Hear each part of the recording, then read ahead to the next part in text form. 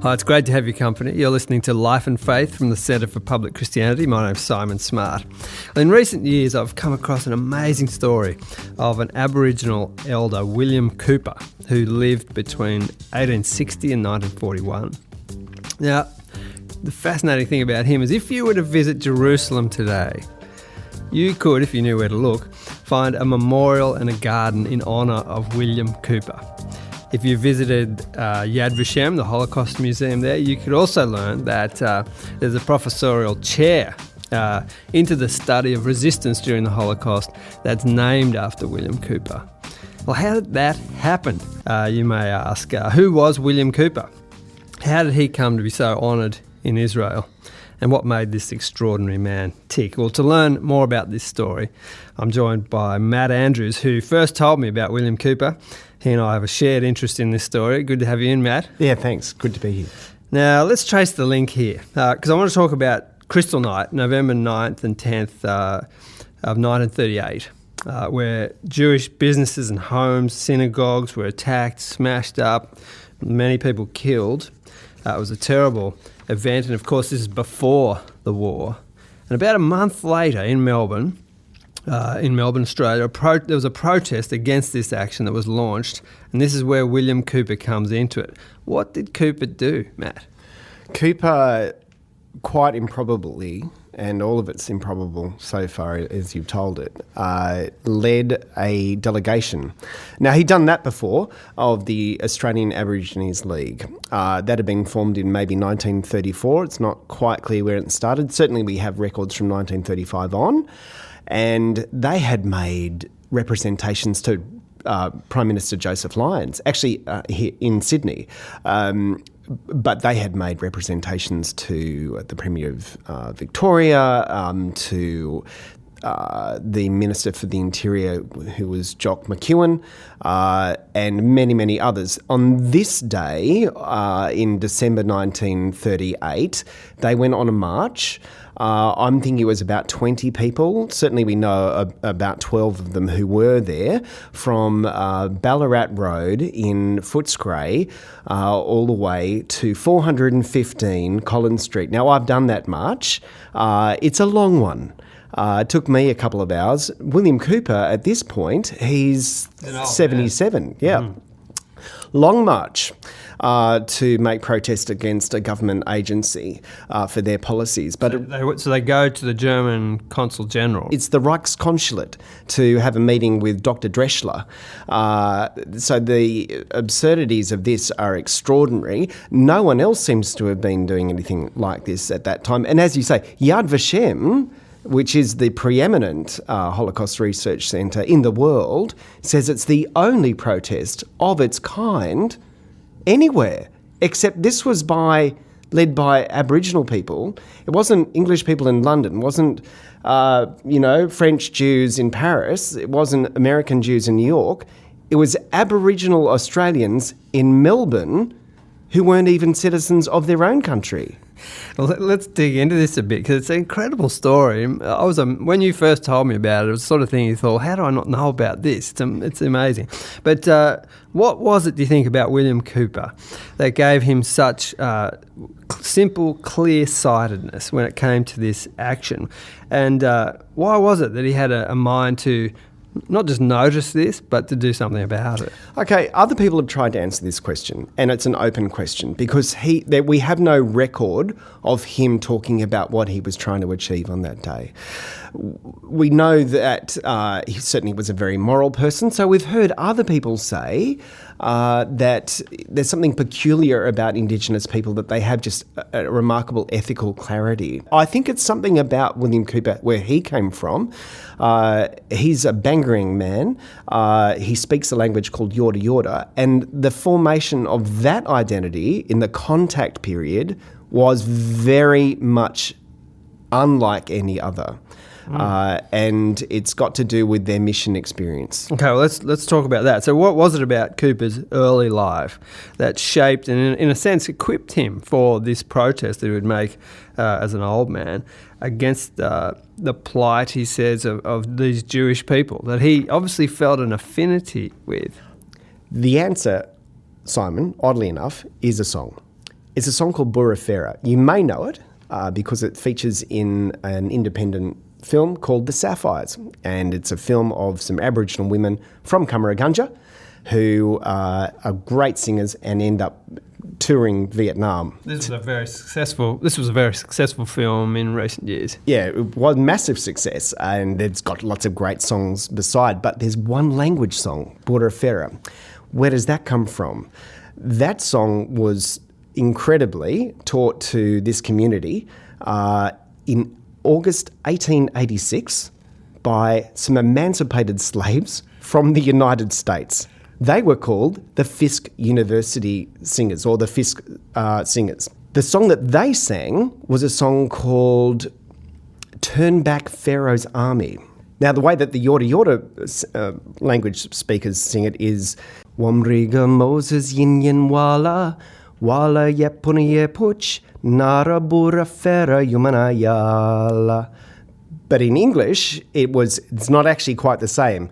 The Yorta Yorta speakers dialed it up. In English, it is Pharaoh's army came after them, but God drowned Pharaoh's army. Hallelujah.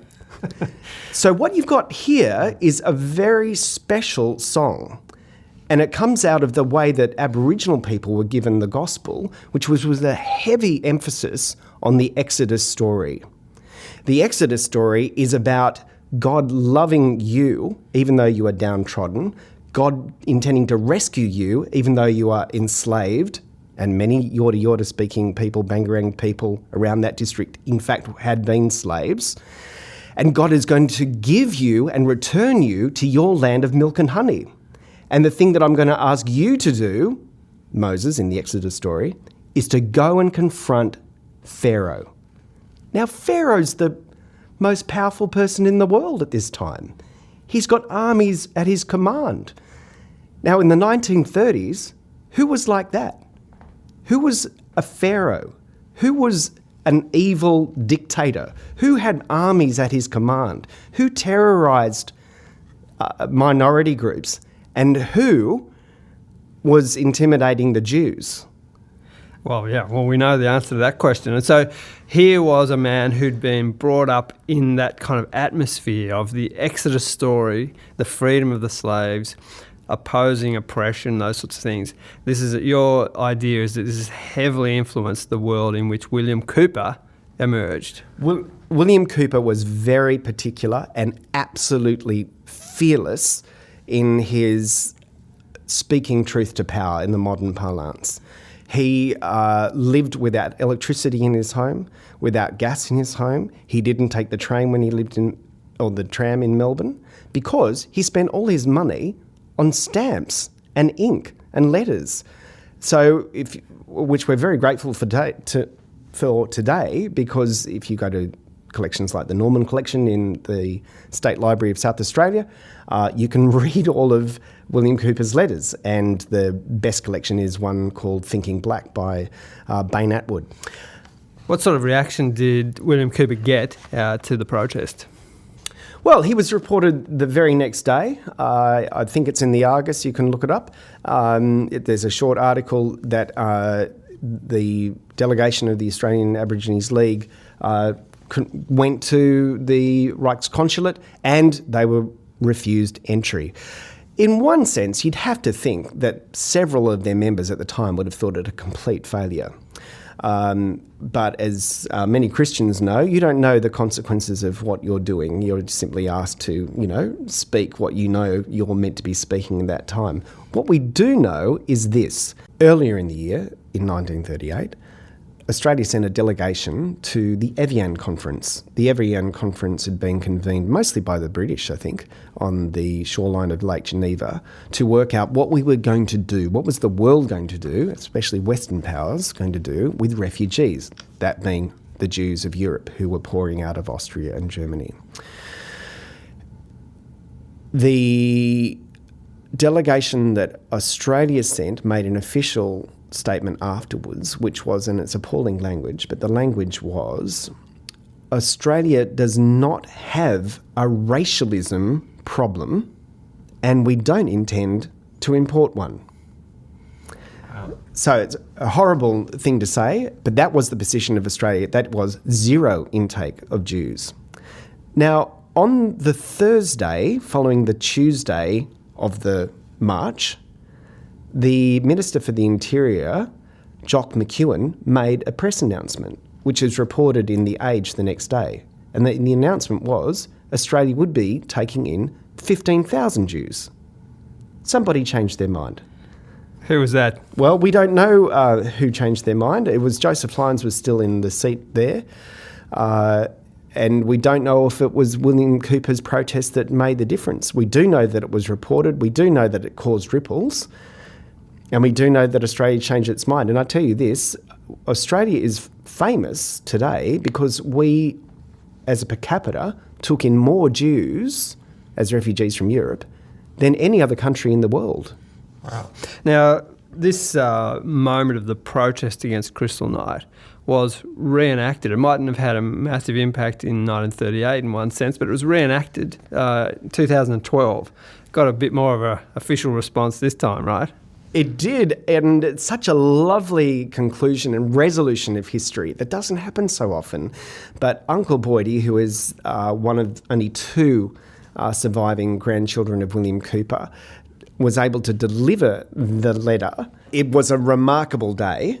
And yes, there really were hundreds and hundreds of people from around the world. And it created its own storm of interest. There was a number of Jewish tourists from Israel who became part of the walk, which was magnificent. And it was a lovely moment of resolution of unfinished business because Uncle Boydie, who's one of only two grandchildren of William Cooper, who actually lived with his grandfather there on Ballarat Road in Footscray, was able to hand that letter of protest to the current General Consul of Germany. His name is Michael Pearce, and he received that letter and it has now gone through the correct diplomatic channels right up to the top of the German government. And I understand that they will be, in fact, receiving Uncle Boydie at the time in the very near future to make a formal apology to him. It's a fabulous story. Matt, I wonder if you could say something about Cooper's Christian faith that was caught up in his political activism. I don't think you can explain the way that William Cooper did his political activities except the fact that he was a Christian and a particularly word-oriented Christian.